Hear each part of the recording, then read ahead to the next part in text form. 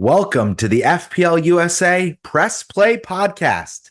Hello, I am Bucks, joined by my partners in banter, Black Wolf and Brian. What's up, gents? Ahoy! It's good to be on the pod after a fun event-filled game week 5, and I'm on wild card, so I am ready to rumble, and I think if we pass it to Dan, he's always ready to tumble in the sheets as per his OnlyFans account. So Dano, how we doing? It's only took you 30 seconds today to mention my OnlyFans. That's a new record for you, Brian. I was viewing some content recently, so I thought I'd give it a shout out. I'm kind of Yeah, jealous that you've hit the word card, to be honest. I think me and Bucks made a bit of a mistake to do it in game week 4. Bucks made a lot of ground up this past weekend with his star boy, Nico Jackson pick. Holy shit. What a way to wake up on Saturday morning, Bucks. Yeah, plus he was good to my bank account as well. It was a double win and a triple win because Chelsea got the result. But speaking of 30 seconds, Brian can only hope to last that long. With that, let's jump into the game week 5 recap, starting with the beta of the bunch and our humble bottom. That is you, Black Wolf, on the low end of the totem pole once again. Sorry, Once not again. sorry. Yeah, I got 66 points this week because whereas you went for Nico Jackson on game week 4 wildcard, I went for Wisa, who got injured and has been sitting on my bench, red flagged. I also brought in triple Brighton, which has gone to shit. So I had Dunk with 0 points, João Pedro with 1 point. The rest of my team did pretty well, though. I got Robertson with 6, Alexander Arnold with 11, David Raya, Morgan Rogers, and Boomer. 66 was actually a pretty good score, but compared to other people getting in the 70s, it meant a tiny, tiny green arrow for me. I've actually, despite my terrible rank, I've had a green arrow every single game week, so I'm looking at the positives. We like that for you. We'll take that, Dan. And listen, 66 is not a bad score. No, it's I not. think just like you, I'm sore in the bottom because that Brighton triple up has just been a total disaster. Oh, boy. Terrible. So hard to predict. I think the stench of De Zerbi is still on their FPL assets. I think that's the only way you can explain the João Pedro transfer in for me and many managers a few weeks ago, just netting 1 single point over these 2 glorious home fixtures. But you guys also have Verbruggen, Dunk. What do you have? 0 points this week? 0 points. Oh, I know. Terrible. And João Pedro looks like he could be injured again. There's been a lot of rumors going around the community with him on crutches after that game, so it's gone to shit. Maybe he hasn't had his cleaner come through, right? Like he's used the crutches last week after IB, and then he just left them behind his TV. So maybe that's what happened. Yeah, let's go with that. Always the optimist. Brian, how'd you score in game week 5? All right. I didn't do too bad. I am actually very fortunate to come out with a green arrow and land on 73 points. And going into game week 5, knowing that I was going to wild card in game week 6, I was expecting a red arrow for sure. I rolled my transfer. I have 3 free transfers right now heading into wild card. And my main thing was I was starting both Henderson and Munoz, double Crystal Palace defense. And oh my goodness, they were getting shit on in the first half by United. But alas, no goals went in the back of the net. And United did me a big solid. So what a nice parting gift. I got to see 15 points from those 2 lads combined, and now I get to fuck them off out of my team. It's a great feeling. Bravo. Let's complete the sweep. 3 out of 3 green arrows. I land on 78 points. As you guys teased in the opener, Nico Jackson was the legend in my 11. He came in, started the game week firing with a brace and an assist. He was one of the top scorers this FPL game week, so it's great to have him bedded in. Holland continues to do the business, but our king, the Egyptian himself, was a bit of a flop as our captain. I think all 3 of us went there. We had discussed maybe going elsewhere. Trent was mentioned. I know Holland was definitely mentioned. That would have been the move. Both those guys outscore Mo, and I'm just feeling very fortunate. 78 points despite no Arsenal coverage and a green arrow in this game week. Feels like I dodged a bullet these last couple game weeks. If only you went with Konza over Pau Torres, you'd have been on 86 points. I trust me, I know it. I was saying in the wild card chat, I was like, I'm not going Konza. That guy's so boring. He doesn't get attacker. Of course, of course. The one game week you for sure wanted to start your Villa defender when you had City and Arsenal guys kind of nailed to the bench. He's the one who gets the return, and he was bombing forward that whole game. Yeah, all the Villa assets delivered this week. So patience with Morgan Rogers, especially, who was in many teams this week, comes up with a massive 10-pointer. But I thought it was interesting, Bucks, because of the new rule change of bonus points. I had taken a screenshot of my team right after the game weekend, had Morgan Rogers on 9 points and Smith Rowe on 9 points. And then those moved back and forth, and actually ESR ended up on 8 points and Morgan Rogers ended up on 10. But that was a difference of 20,000 places in my overall rank. And I know, looking at yours as well, that actually boosted you because more people own Smith Rowe versus starting Rogers this week. So just the funny technicalities of this new realization that we're in, that the game week isn't over until the fat lady takes a shower after the show and is fully an hour after ready to see Dano. It took me from a red arrow to a green arrow once they recalculated. Oh, that's all mental, baby. Points. We love to see that. Yeah, I love that. We should say that we're still so early in the season, so no need to panic about your ranking and standings in your mini league. I don't even think it makes sense to look at the rank until we get to double-digit game weeks. So there's plenty of time to claw it back. For Dan, if he's looking at his rank, he thinks it's a prank. He thinks it's a trick or treat come early, looking at that OR. So we want him to look away as much as he can. Be kind, Brian. That was you last season, and I think we let you get away with it. We still invited you back to record each and every game week. So yeah, you needed somebody to edit humble. the pod, so I stuck around. I'm actually the same rank this game week than I was last season in the same game week, where I finished 12k. So I'm not panicking just yet. We're starting to quake in our boots here, big guy. We all end up on green arrows. That is a clean sweep. Talking about the average FPL player, the average was pretty high this game week, 58 points. But what was in atmospheric levels was the manager of the game week for our Press Play Premiership. That is our free-to-enter prize league that we are organizing as a podcast. The top manager is Maxim Turkov. Their squad, NZS United, notched an incredible 99 points in game week 5. And we should just let's blow up Maxim here. They really deserve it. Absolutely flying in the first 5 game weeks with an OR of 26 in the world. I mean, this manager is plugged into the matrix. They have not made one wrong move all season. Just to prove that point, Nico Jackson is the free transfer in, with Isak heading into the waste bin, and Luis Diaz, Holland Cap, Trent Alexander-Arnold, Smith Rowe, Cole Palmer, and Chris Wood all doing bits and getting returns in this squad. So bravo to Maxime, really carrying the league and leading by a huge bounty at the top of our mini league. Bravo. It goes to show, though, if most of us had Diego Jota on our game week 1 teams, if we all just went Luis Diaz, we'd all be in the top 10k and loving life right now. It's just that single decision changes everything. And it's worth mentioning that Luis Diaz has the same XGI as Bruno Fernandes. And Luis Diaz, I read, has 51 points. Bruno Fernandes, 15 points. So again, we're so early, small sample. There's still a lot of analytics and eye tests that remains to be played out into FPL points. Ain't that the truth? All right. After that recap, we are going to jump in and hit the rewind button after the break, where we will look at the matches that were. We'll be right back.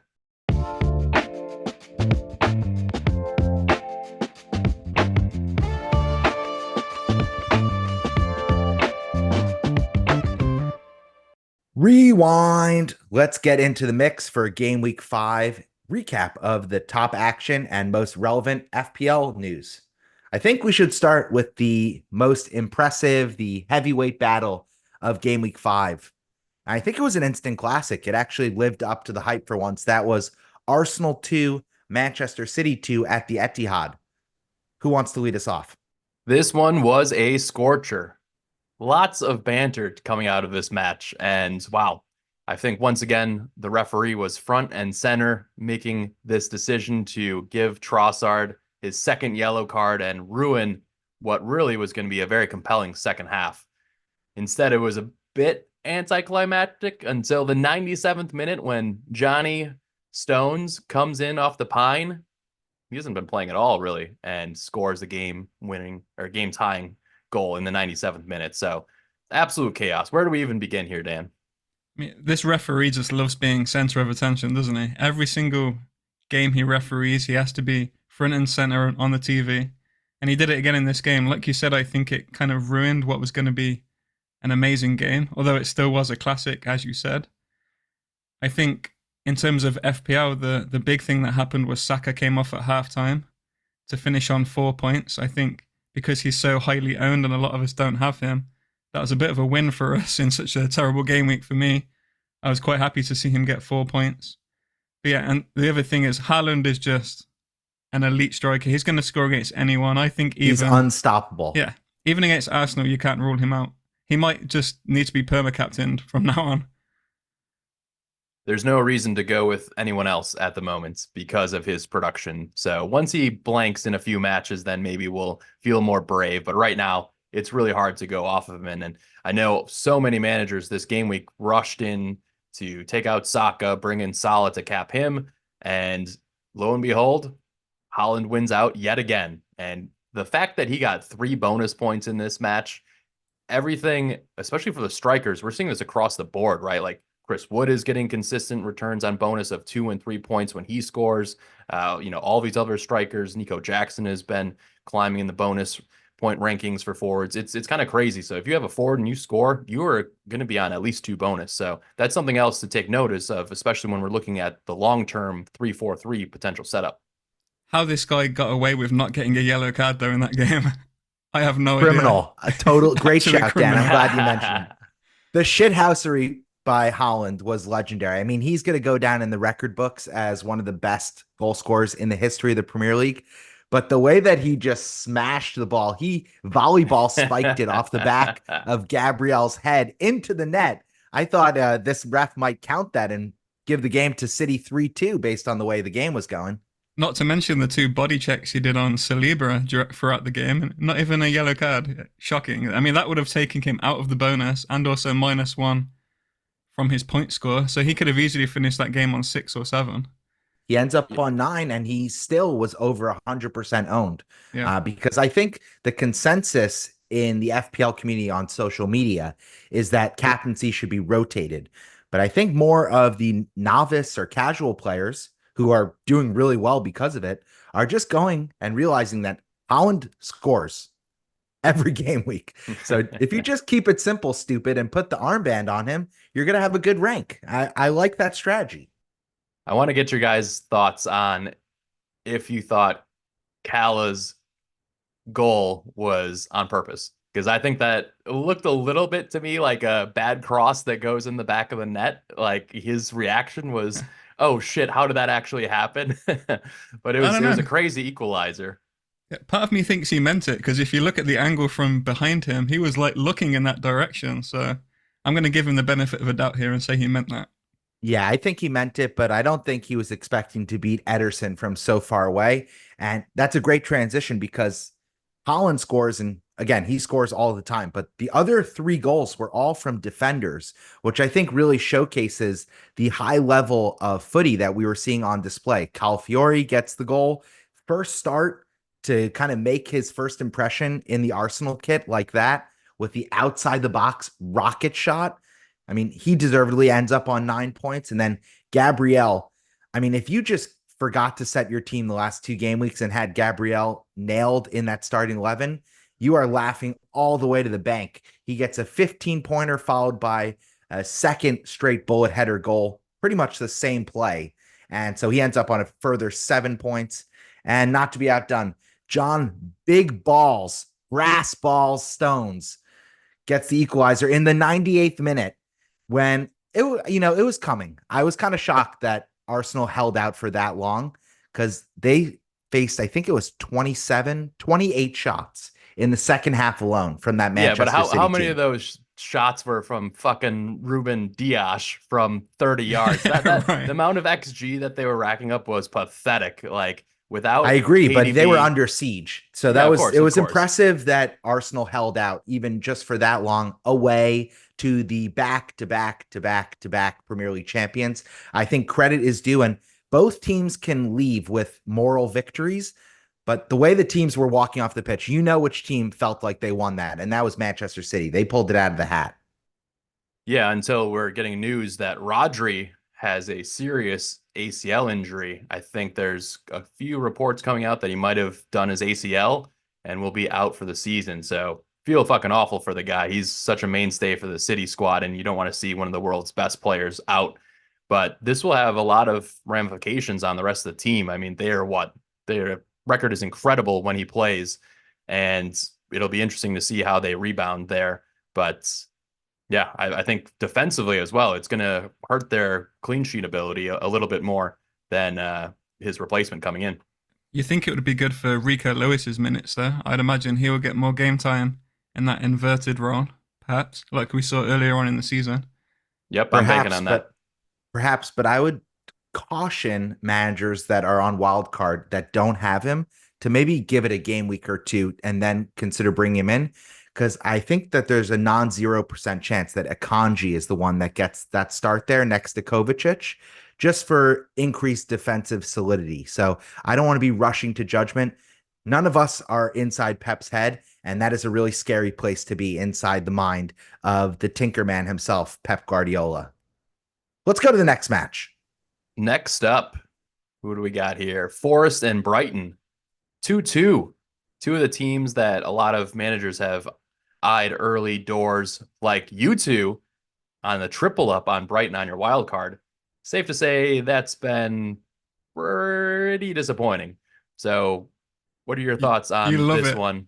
You Oh yeah, love I it. mean, You're basking in this. look, Soggy I sorrows was for calling it Dan and out that I. it just seemed like, Bucks, you were all in wildcard 4 when you didn't need to, because you're like, oh, I really think I can spike a lot of points from these mid-price assets from Brighton. And oof, that is looking shocking right We have now. to But remember, though, that he we'll see. had Welbeck in his first draft, and you were saying, no, don't go with Welbeck. He's a shit pick. And now, if he'd have done that, he'd have been sitting pretty. I want to commend myself. I think my early Oh, of season course you do. Of course you radar do. for FPL points is historically strong. If I just would listen to myself and exist in my own little echo chamber a little more, I'd be a much better FPL manager. But with that, this actually was a heavyweight battle. Also, we don't expect it to be when we see Forest versus Brighton, two classic mid-table teams, but both these teams are undefeated so far this season. And I think there's optimism for both fan bases that this could be a great season for both the Seagulls and the whatever the Forest team is called. Let's just call them the trees of Forest. They're called forest books. That's Won't lame. do. Seagulls don't live in the forest. We should have predicted that was going to be a bad match for the three Seagulls on our team, shouldn't we have, Dan? I think this is interesting to see. We see Chris Wood take a penalty for NFO. So that's really buoys his appearance potentially on my wild card, instead of 8 points. having MGW take the pen. And he's just trickling in 3 goals so far this season out of 5 starts. And like I said before, in the matches that he's starting and scoring in, he's getting bonus. So I love that from him. And ultimately, yeah, I agree with what you said. Like, these are two teams that probably finish around 10, 11, 12. Like, I think especially Forest has had a really great start to the season, and compared to the last couple of seasons where they've been trying to stave off elimination and relegation. Yeah, let's keep it rolling. Let's go to our Chelsea Blues, who just hammer West Ham 3-0 away. Commiserations Chelsea. commiserations to friend of the podcast, FPL fella, who I believe was there in person. Hopefully he didn't cry through his kit, or maybe I'm saying that a little underhandedly. Sorry, bro. Jackson was the star here, 16 points, 2 goals, 1 assist, and 3 bonus points. As I mentioned, he was the joint highest scorer in the game week. but managers were kind of kicking themselves, being like, where the hell is Cole frickin' Palmer? And that guy doesn't disappoint. He stomped on the West Ham badge on the field, walking into warmups, and then he put the icing on the cake, finishing a really nice move started by Caicedo to Jackson. Palmer finishes it off the post and in 8 points with that goal. And Bob the Monster, we were sleeping on the him. Fucking monster. 10 points here. That's his second straight clean sheet. Another bonus points into the mix. He's on 25 points in the last 2 game weeks. Dan, did you think for 1 second of getting Sanchez on your game week 4 wild card? I know I fucking didn't. I mean, No, his last 2 cleans I did are not so consider. lucky. Yeah, they are. I did not consider Chelsea defenders whatsoever on my wildcard team, so I'm not disappointed about this. These were so My lucky, God. like Brian said, so lucky. He could have easily finished on 5-6 points these 2 game weeks. Proof is in the pudding. Where are we going next? Let's go to Liverpool. They're back on track also. 3-0 result as they crush the Cherries. And I think it's not Mo Salah, surprisingly, who is starring for this Reds attack. It is the Colombian, Luis Diaz. He's banging him in. Absolutely scintillating form for Mr. Diaz. He's up to 7.8 million. He's definitely something that I will be considering for my wild card and fading Salah, because right now it's just the £5 million difference is huge. It's instrumental in creating the rest of your team. So it sounds like he could be someone who I really think is a mainstay for us, because he's looking a lot more clinical, especially coming out of the Copa. He was doing really well for Colombia there, and he's first choice on the left wing. Whereas, man, we all got sucked into that Jota trap, playing out of position and playing the forward line here. But I don't know. What are you guys thinking? Are you Diaz curious at all? If I was on a wildcard 6, I think I would have him in my team. I don't think I would use a transfer on him if I didn't have a wildcard. He's kind of hard to fit in unless you have 3 or 4 free transfers. So what I'd like to have him, I just don't think I can fit him in. I don't know about you, Books. I think you can probably get him if you wanted to. I can. I just feel like it's a little points chasey. And I would like to fit him in, but I just feel like at 7.8 million, yes, he's delivering the points, but it just kind of prices me out of some of the other moves I'm considering. So he's on my watch list for sure, but I don't think I'm going to be going there this game week. And if I'm not going there this game week, I probably just have to throw up my hands and admit that he won't be on my team for the next little bit. You know what I mean? Yeah, I think if you skip 6, there's no point getting him into what game week? I think it's like 11. 14 Game or week 15 11. Yeah. even. Yeah. I mean, you can bring him in game week 11, but then 2 game weeks later, he's got Man City. And then he's got Newcastle away. I know Newcastle have been kind of shit. So, I don't know. The big takeaway, I think, so far this season is that the FDR is not reflective of No, it's not. what's going on in the Premier League whatsoever. I mean, it could not be more inaccurate at this point through 5 game weeks. They have NFO as a solidly green fixture. That is probably closer to a red fixture. Spurs is as a green fixture. For attackers, I would say that is also, Spurs is a red fixture. For attackers, that should certainly be a green fixture.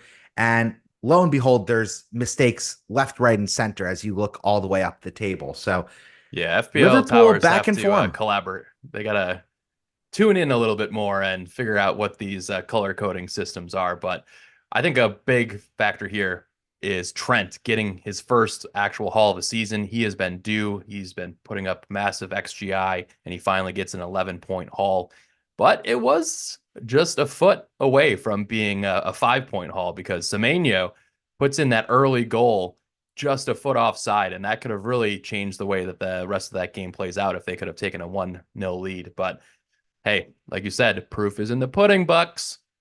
Yeah, but for Semenyo, I think where managers who have their wild card, he has to be seriously in your thoughts.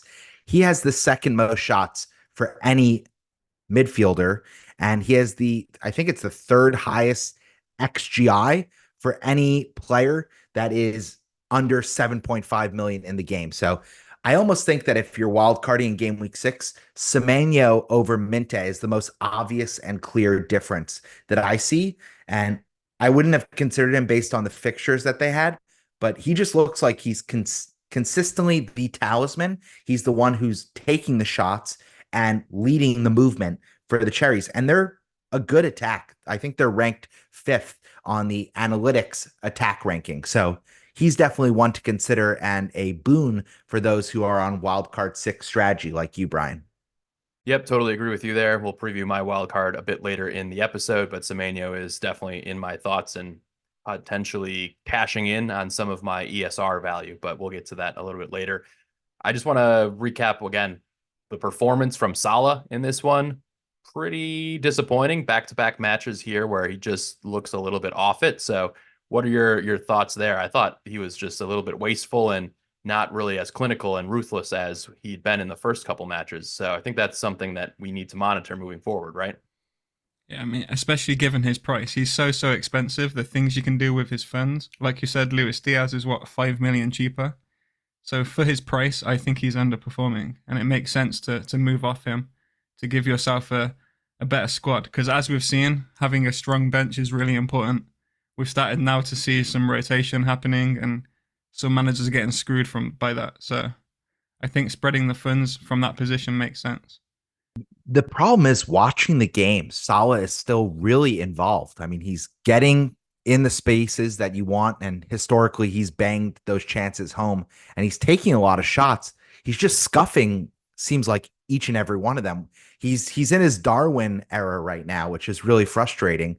And yeah, I thought I would be skipping the Salah to Saka sideways move going into game week 6, but it almost seems irresistible based on the price difference and the fixtures that are to come. So I think I've flip-flopped on that position. I agree with you, Dan. I think selling Salah at this point with a plan and an eye to get him back in seems like the right and pragmatic move. Hey, you got to give Darwin some credit. He scores the golazo in this match, his first start of the season. And it was just so frustrating. Like you said, like we're all on Salah captain. And of course, Darwin pulls this out of his ass and there's no attacking returns other than a small little assist for Salah. But it is what it is. We don't celebrate assists for those super premium assets. It's you need goals and double returns to really justify those price points, if I say so myself. Let's quickly run it down here. Just want to shout out a couple other FPL relevant guys who caught the eye in game week 5. I think let's start with Brian Mbomo. First minute goal for the Bees. I felt really good about his chances for a double-digit haul against Spurs in that one. He gets 8 points. That was pretty impressive. Raul Jimenez, former Wolves legend. Turning back the clock. Starting. Yeah, he gets a goal. He was on 3 bonus. He dropped once ESR got his goal. So he ends up on 6 points. I did just mention ESR. He ends up on 8 points, goal, 2 bonus. I think he looks really good. And he could be a season-long keeper based on the way that he is producing for Fulham. They're not the best attack, but he's a really special type of player. And then last but not least, we should just glow up the triple up in attack from Spurs. Solanke gets his first goal for Tottenham. He gets 7 points. Heung-min Son, Brian's favorite player, gets 10 points behind 2 assists and 2 bonus points. And a player that is created for Son. Yeah, I saw that. Thank you for throwing that in. 7, lucky number 7 chances for Son. And then the man who seems to be reborn under Ange this season is James Maddison. Now, he was absolutely in fuego to start last season, and he's picked up right where he left off, 12 points, 1 goal, 1 assist, a shithouse yellow card, and 3 bonus points. He's 7.5 million, and I don't think he's nearly being talked about enough in the FPL community. He has the highest XG for any midfielder in the entire FPL game. So he's one who should definitely be on your watch list. He's second behind Haaland only. That's insane. Across all players. He's gone very under the radar this season. I didn't realize that for sure until I saw that stat today. Yeah, I think it's very difficult to go with Maddo when Solanke is the same price. I think that's the tough thing. But if you're looking for more routes to goal, yeah, potentially. And he goes through those purple patches, right? Like the finish that he had to ice that game with the left foot was very deft. I was very impressed with that, and he looks to be locked in. And yeah, we'll see if this continues. The XG that Ange's team put up this week was the highest of any team in the Premier League, and after Bucks was just slashing and trying to get in the mind of Ange, he rebutted. He stepped up. The hollaback came through, and I think this actually also says a lot about Brentford from a defensive standpoint. I know folks are looking at their run. Pretty shaky from the back. Pretty shaky. Flecken's a saves machine, but the rest of their defense, midfield looks a bit weak. They'll get their chances on attack, but I will be staying away from all their defensive assets. Yeah, I agree. They concede way too many shots to be considered seriously for FPL defenders or goalies, in my opinion. All right, we've talked about the good. Let's give Dan a couple seconds for him to maybe cry. Maybe he needs a support hug from us, because Wolves are one of 6 teams that are still winless in the Premier League, and they sit dead last in the table.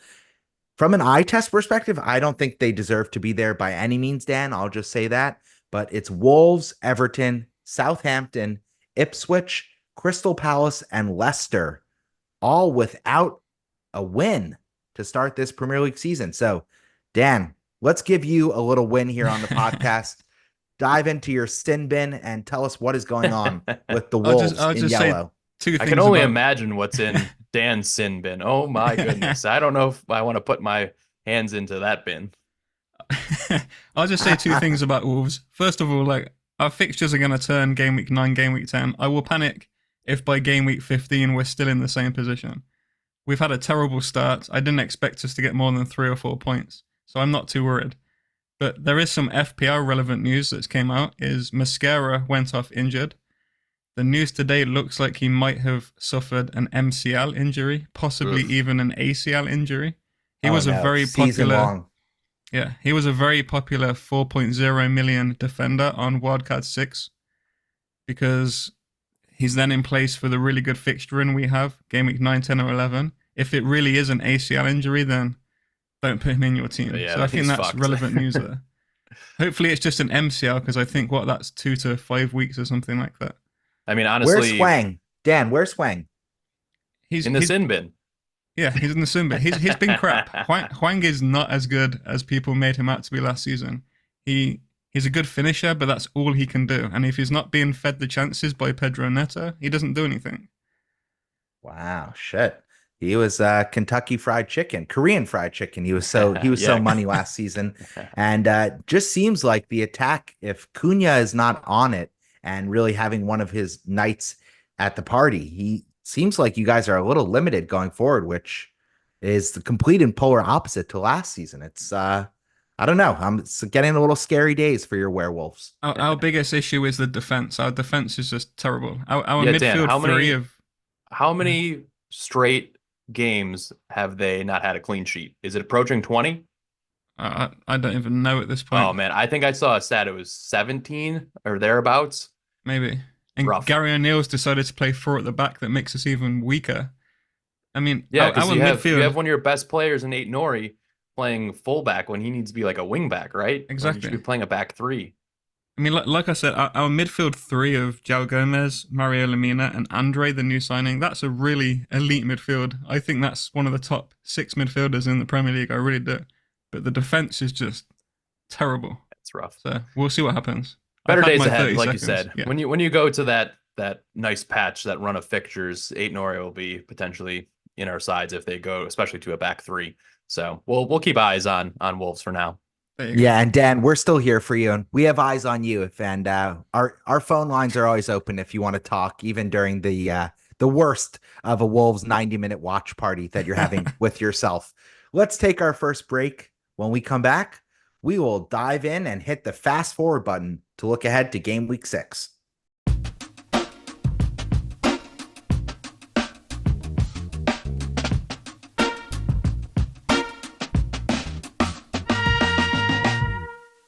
Game week 6 is around the corner. We have a few cup fixtures midweek, and then FPL is back. So, Bucks, before the deadline hits, what are the best matches to target for FPL hauls? Yeah, this should be an interesting game week. A lot of fixture swings happening starting with game week 6. Most notably, Leicester traveling to the Gunners. I think everyone should have this match written down in Sharpie on their FPL notebook, on their FPL homepage. Draw on your laptop if you need to, just as a reminder to make sure that you have the Arsenal triple up in place when they are home to smash the Foxes. I think this is 3-0 to the home team. We have a number of questions we're going to get into later about the best triple ups, but have to agree with you there. We saw a record number of wildcards being triggered in game week 4, and I think game week 6 is going to be a massively popular time to jump on that fixture swing because of the 3 fixtures in a row that Arsenal have. Leicester at home, Southampton at home, Bournemouth away in the next 3. So we're going to see lots of movement, lots of transfers flying in and out of managers' teams. And like you said, this one should be a clean sheet. And I think especially for the attackers to really get some goals. We've seen that their defenders scoring all the goals the last couple of matches in the tough ones. So now it's time for Saka to get on the score sheet and play a full match. Yeah, I'm going to go for 2-0 on this one. However, if any game has got a Jamie Vardy goal written all over it, it's this one. You just know he's going to get a goal and just piss off everyone in the FPL community. For sure. I did not really understand why so many people are looking for replacements with Vardy in their sides. I mean, obviously he's got the pedigree, but he's old as shit and has had 3 shots up until this weekend. How many shots did he have versus Everton? I'm very curious. I would say probably next to none. So he he probably could maybe had more get, tequila shots than he did actual yeah, shots. that's right. That's right. Let's see. What do we got here? Duels 1. I'm seeing 0 shots from this weekend for Mr. Vardy. So yeah, not something you want to see from your striker. So anybody that went with him, I was a little surprised to see a friend of the show, Josh Landon from the Always Cheating podcast, go for him instead of DCL. But alas, now he's going to have to deal with that problem. Yeah, he's having a Vardy party in his squad. Fortunately, Dan just stepped away so we can discuss Liverpool traveling to face up the pups of Wolverhampton.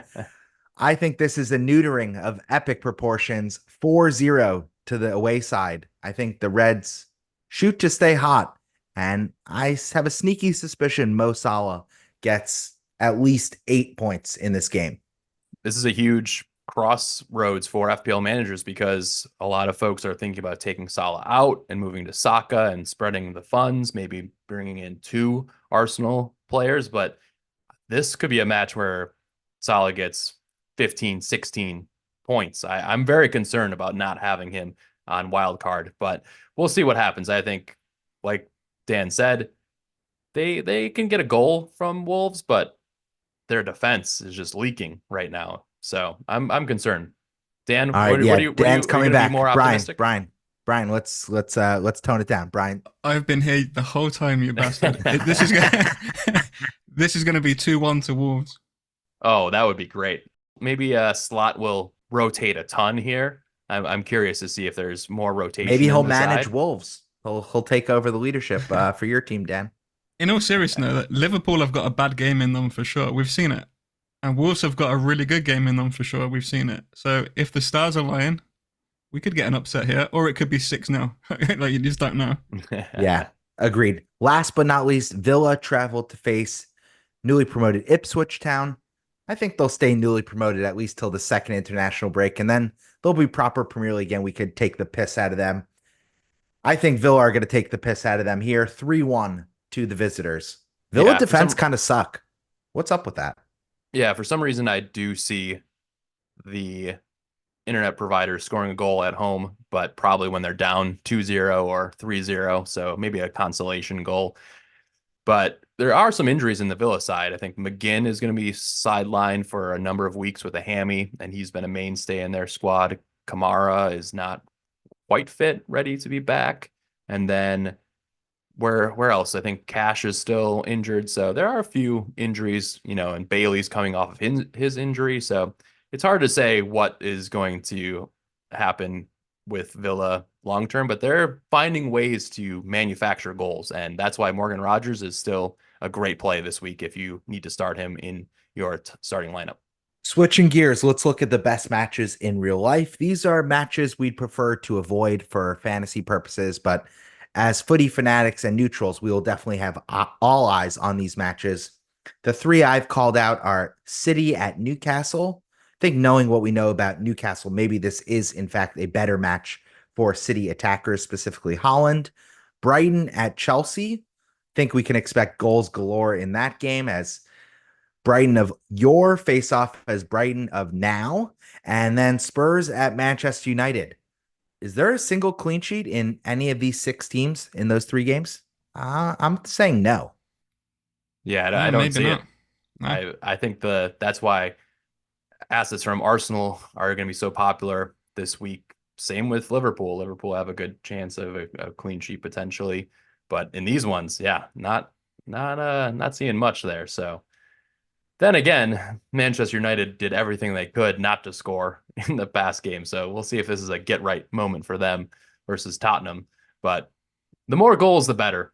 Clean sheets, don't need them. Dan, you want to weigh in on clean sheets before we transition? I did. Done and Yeah. done. Love it. You like them? You don't like them? You like doing laundry? What? I already said I don't see any clean sheets here whatsoever. Perhaps for I know. I Manchester was just City. fucking with you. I'm just fucking with It's you. a classic It's all love. Bucks isn't listening to his host. I was Happens listening. quite a I'm bit. just You're I was giving- making a porn star joke with our long lost friend Dan. Let's go to the wild card chatter. We're gonna bring our brother in arms, Brian Chin, who's actually having a half decent start to the season. So maybe he's learned his lesson from last season. He's on wild card 6, and we want to deep dive into his squad. And we should just make quick note that none of these picks are set in stone and that he loves to tinker. So there will definitely be some random names thrown in very close to the deadline. So don't hold us or bring your lawyer to our mini league chatter when that happens. So, Brian, without further ado, why don't you start sharing your team starting from the goalkeeper position and then bring it forward towards the attacker to close us out? All right, it's my time to shine. You can both STFU and listen up to what I got to say, but some early musings I wanted to share is really trying to figure out if I should be cashing in on assets like Emile Smith-Rowe, who I started the season with. Same goes for Rodgers. These are a few assets that have value built in and seem to be trickling along the points. Is it time to cash those checks and create that team value to get somebody like Semenyo or possibly some of the other cheaper lads around those price points? So that's something that, just trying to figure out. I think ESR especially is somebody who's assisting and scoring goals. And so he might be tough to lose, but ultimately I think I'm making like 11 changes from my previous game week team. So that's a good feeling. You're ready to use the wild card chip when you're making that many changes. And like you said before, jumping on the triple up of Arsenal was a big part. And also finding another asset or two from Manchester City who are going to have a fabulous run from this point forward as well. And when you're looking at this wild card specifically, I'm trying to set this wild card up for the next 20 plus weeks. And so I've definitely spent more money in the defense than I normally would. So in the back for the first time this season, I will have David Raya coming in at 5.5 and then probably put Flappy Hands next to him. Raya, he was saving so many goals, so many shots this past week versus City. So he's a no-brainer. Then in the back line, I have Gabriel and Trent, and then Greaves. Those three players are 100% locked for me. Greaves is Ipswich. He's a decent threat on some of the set pieces. 4.0. He's my 4.0 that I prefer. And then two lads that I'm not so sure about trying to figure out their slots is Rico Lewis and then a 4.5. We've been looking at Colwell. I don't know what I'm going to do there. But to the midfield, that's where all the fun is being had. Right now, I'm looking at a midfield of Semenyo, Rodgers, Bumo, Philip Foden, and Saka. So in this setup, really looking to have 8 attackers, and a punt potentially on Foden could be in the cards, mainly because he's got that high ceiling of a brace potential and very few people are going to go that way. And like I had mentioned before, I have 3 free transfers going into it this week. So I will have a few punts in my team that I can easily rectify and drop him down to, say, Luis Diaz if I needed to. So what are your thoughts there on the midfield there, Bucks? It's not my favorite, and normally I love a Bucks Wild punt, but I almost feel like Morgan Rogers has already paid the dividends we want, and the good fixture run for Villa is starting to come to a close. And Phil Foden, I would want to see it. He hasn't gotten a start yet. He hasn't looked fit. He Yep, definitely doesn't very look much a like punt. he's anywhere close to getting a goal. So I almost prefer the idea of going like Savio, who again is a major differential, looks like he's nailed down the right wing at City, and Luis Diaz, which is easy to afford when you price down Foden. You'd have even some money in the bank to maybe upgrade a third position there. So just something to ponder. And personally, I think ESR is probably a keep for your team. He's already earned some good transfer value or team value. Yeah, he's up to And 5.8. yeah, so I just think there's no reason to sell him just yet. So even if you just want to keep Foden, find a way to fuel ESR in the team instead of Rogers. I really like the idea there.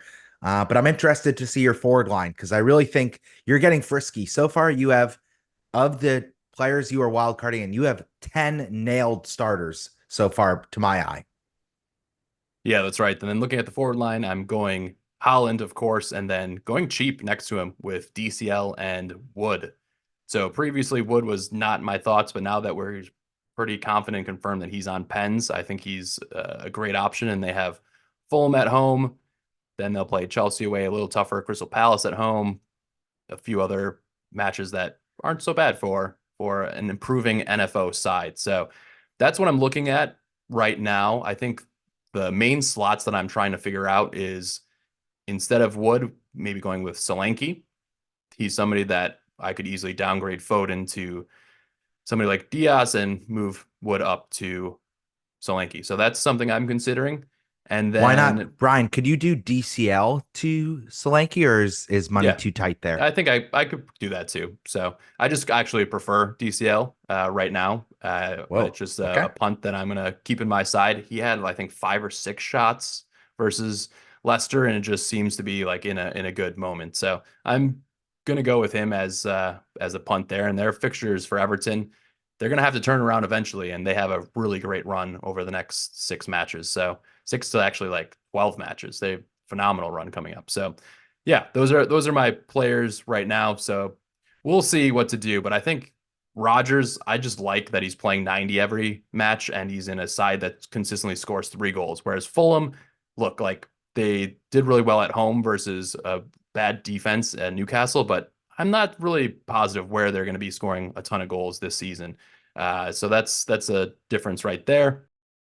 Brian, share with the listeners of the 15 names that you just shouted out, outside of Holland, and I know you said Trent and Gabrielle, who else are like stone cold locks? Who's not going anywhere? And then maybe who's still yet to be determined in your team? Having the triple up on Arsenal is a lock, and I will be going with Saka, Raya, and Gabrielle. And the double Arsenal defense delivered wonders for everyone last season. And looking for the near term future for my team, next 20 plus game weeks, it would be great just to have those guys start every game weekend. The threat of Gabrielle is very high. So they're looking really good. And then Bumo, easy fixtures. He's an auto. I think I got rid of Eze. That's somebody that I'm still like up and down about. Like he's returned once in 5 games, but easily could have had a lot more goal involvement. So he's somebody that's missing from this team. And that's really it right now. I'm not like afraid of anybody, but not having any Spurs is the one thing that I think could be fun. I like watching Sun play, and if we could get Madison in this side or possibly Solanke, I would like that quite a bit too. And then Diaz from Liverpool, if they're going to continue to score 3+ goals, I think even if he's scoring once every 3 games but getting those double-digit hauls, it can be very effective. So, what do you think, Dan? Where am I missing here? Who am I missing? I mean, I'm looking at your team here. It's very, very hard to say anything I don't like about it. I think the Foden spot is up in the air. However, Man City play the 4:30 a.m. PT game at the weekend, so you're probably going to hear if Foden's going to be starting that game or not. If he's starting that game, he's going to be a massive differential for you, and I think should keep him in your team. If you find out he's going to be benched in that game, then I'd probably move him down to someone like Diaz, like you said, and then maybe upgrade Wood to Solanke or upgrade Colwill to someone else. It's really only those three spots that I'm not 100% keen on in your team. The rest of it pretty much picks itself in my mind. Yeah, the Foden is just a big punt. I would say I'm 50-50, honestly. I could very easily see that slot being Diaz and then moving Wood up to Solanke.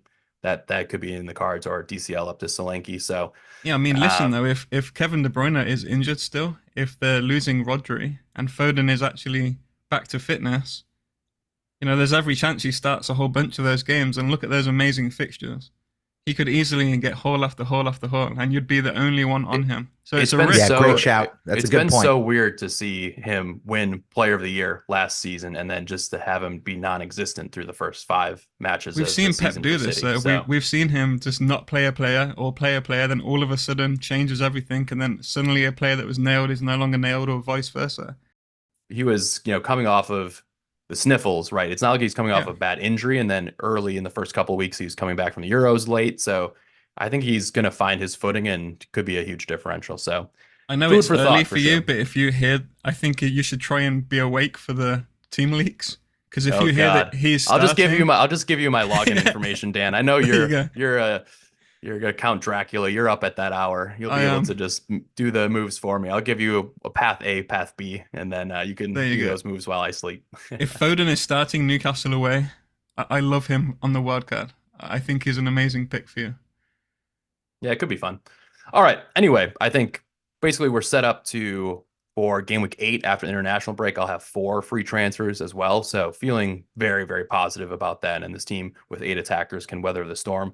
That would be my big suggestion to anyone wildcarding. Going with 8 attackers is just fun. And we've seen some rotation this past week, a couple injuries that weren't disclosed. So when you have ESR or Morgan Rogers coming off your bench for 8-10 points, that's huge. And it's a fun feeling to have a little bit of a chance rather than bringing in Winks for a 2-pointer every single fucking match. So just calling that out there. Like that piece of advice. With that, Brian, any last words on this wildcard team? I mean, are you looking, if you're making changes, are you going to get more chalk? Are you going to lean more into being Bucks wild and differential? Or is Foden kind of, if not Foden, then you're going to transition to get some more vanilla players who are in more of the ethos and more the chatter of the FPL community? What say you there?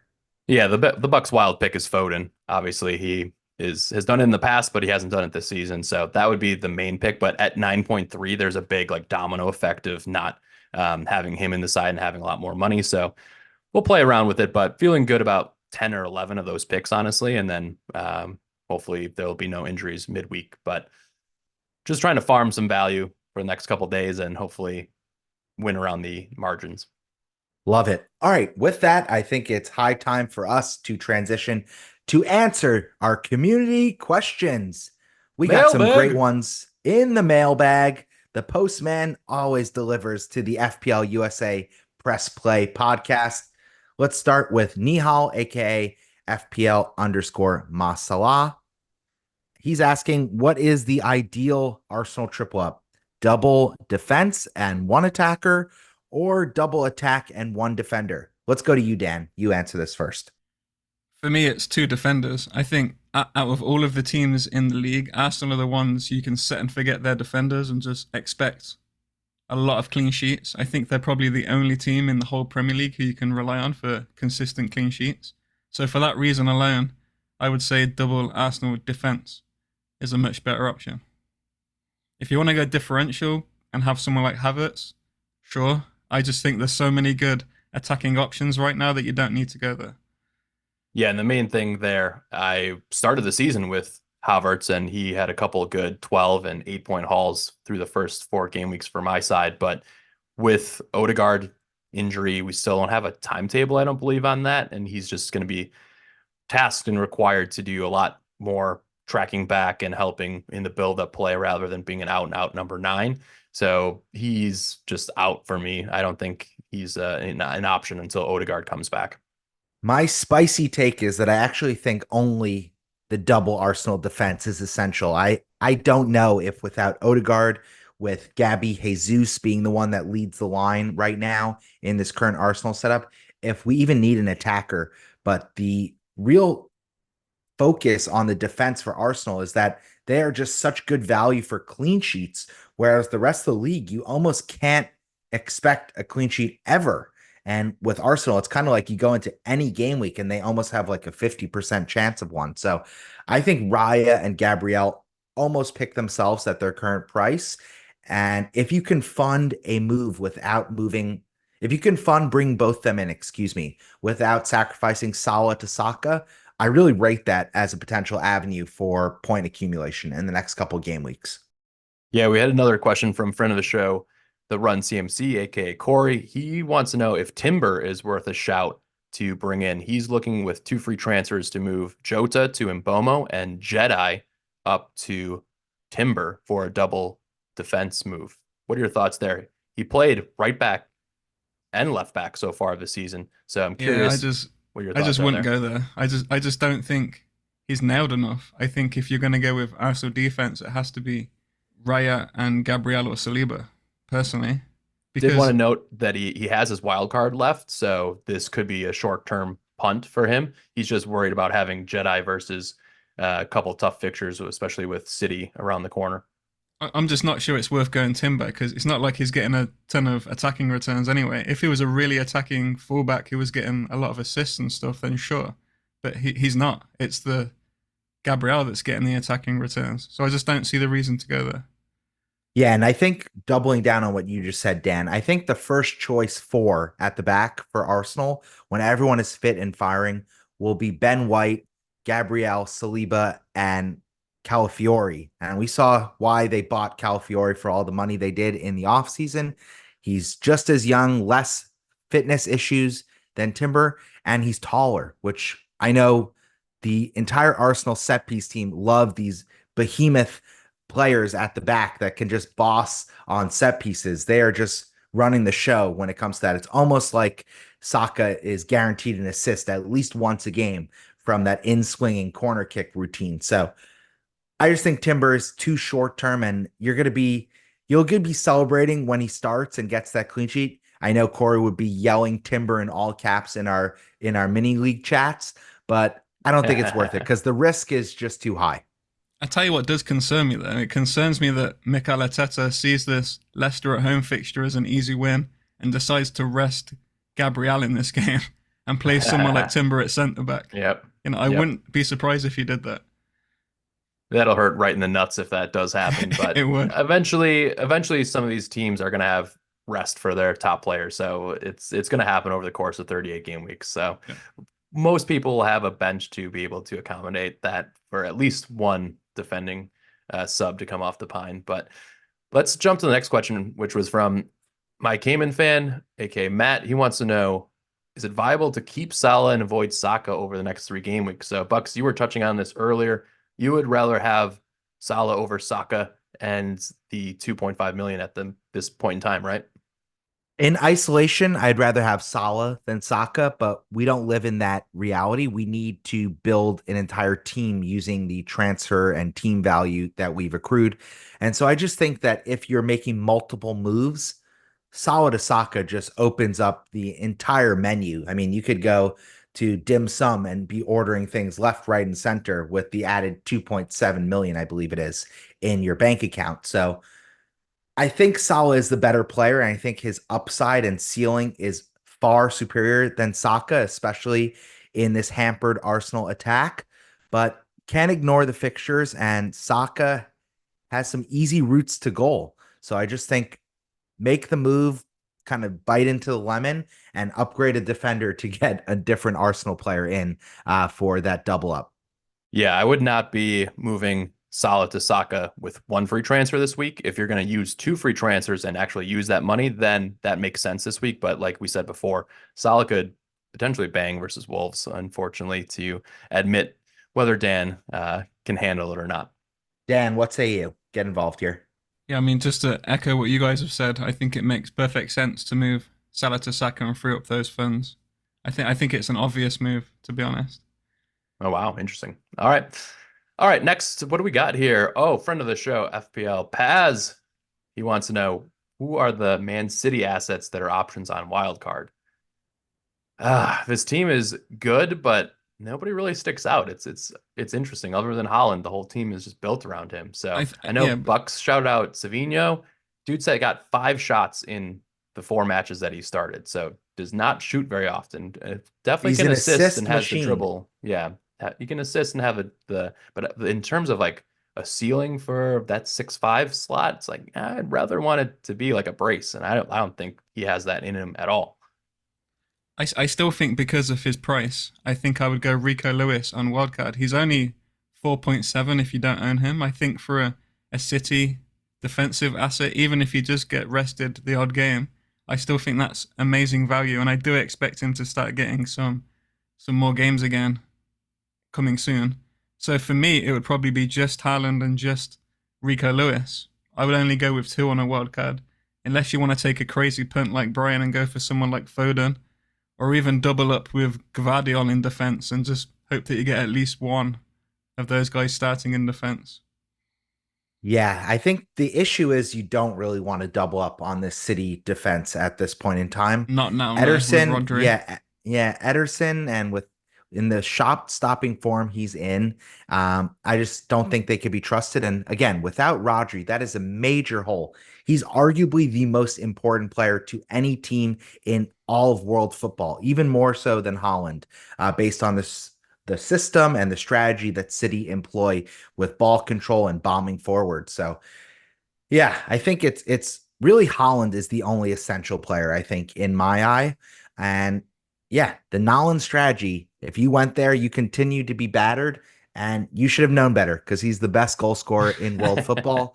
And as this podcast has shouted out many times, not to glow us up or boast, he would be in all 3 of our teams at 18 million, I think I said. And I believe that firmly. 18 million. I don't know about 18 that. million. Yes, for sure. For sure. Bucks loves He's that number good. for some reason. All right, next question we have is from Graham Atwell. He wants to know what to do with an asset like Cole Palmer. Is he going to be delivering the points in the near term, or is he somebody that you could skip in general? If you already own him, I'd keep him for now, unless he's your only route to Saka. Otherwise, I think I'll just keep him for now and reassess in a couple of game weeks. I didn't like the fact he came off early. I know they were winning comfortably. He was like point, shocked. But he was like yeah. pointing. He's like, me? No way. Why would I come off? Really? I actually really like that. I take the other side of the coin. He's getting the Eden Hazard treatment this season after last season's explosion, kind of out of nowhere. He is just getting mobbed on the ball, and he's getting kicked so often once the ball has left his feet that I really rated even getting him like that 10-minute breather at the end of that West Ham game. I think that could be huge to make sure that he survives and stays fit this whole season. It was a 30 to 40 minute breather. He came off in the 60th minute. I don't know what to tell you. He got his goal. He was getting shit kicked out of him. I think with the depth that Chelsea have, that is our big advantage. We have quality players across the attack, 2 and 3 deep, and let João Felix be the guy to get kicked there. I fully believe that. Protect the star boy whenever possible. Do not have Enzo Maresca become Mikel Arteta on that regard. Please, God. All right. Thank you, as always, for engaging with us on social. We will also answer some of these questions that we have on the timeline. But like always, thanks again for participating. And let's take our final break. We'll get out of here with transfer plans and captaincy shouts. We'll be back. Shout 'em out, shout 'em out. What are our plans to get a green arrow in game week 6? Brian's already spoken a lot about his wild card, so let's just have him wrap up. Too much. I'm Tell us. a dry mouth here. I'm sorry about that, boys, but it's a therapy session. It's the reason why we have a podcast, you know? All right, hold on. Let's should we take another break so that you can get some hydration in? Should we do a 4th break, Brian? I was drinking a kombucha, but it's all gone in my head now. Oh no, that explains a lot. Who's your The captain going to Booch. be in game week 6? Yeah, it's got to be Erling Haaland. He looks incredible. And Newcastle do not look great. A few weeks ago, I thought I might captain Saka in this matchup, but nah, I'm just gonna stick it on the robot and hopefully win in the margins and the rest of my squad in my wildcard team. Dan, what are you thinking? You with us here on 18 million pound Holland? My captaincy is currently on Saka, if I'm honest. Whether I stick with that, I don't Ooh. know. Oh You don't have shit. the stones. You don't I have the know, I stones. know. Newcastle's bottom 10 for defense right now. It is looking dicey. Part of my reasoning though is that they're the 4:30 a.m. game. I just have a feeling I'm going to be asleep for that game, and I think I want to watch my captain play.